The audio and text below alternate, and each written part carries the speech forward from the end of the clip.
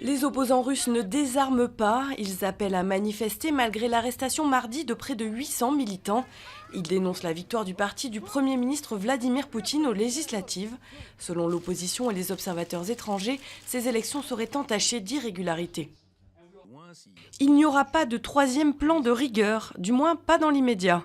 François Fillon a tenté de rassurer mardi soir sur France 2, alors que des menaces planent sur le fameux triple A de la France.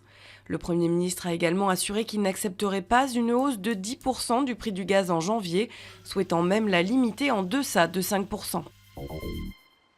Les députés veulent en finir avec la prostitution. Dans un rare consensus, droite et gauche ont voté mardi à l'Assemblée une résolution réaffirmant la position abolitionniste de la France. Une proposition de loi sur la pénalisation des clients a été déposée. Les peines pourraient aller jusqu'à 2 mois d'emprisonnement et 3 750 € d'amende. Bachar el-Assad admet quelques erreurs, mais dit n'y être pour rien dans les violences commises par ses forces. Dans un entretien à la chaîne américaine ABC News, le président syrien se défend ainsi « Je ne suis pas propriétaire du pays, ce ne sont pas mes forces ». L'ONU l'accuse d'être à l'origine d'une répression qui a fait plus de 4000 morts.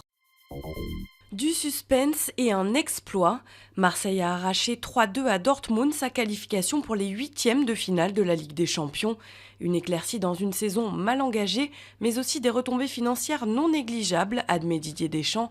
L'OM affichait la saison dernière un déficit de 15 millions d'euros.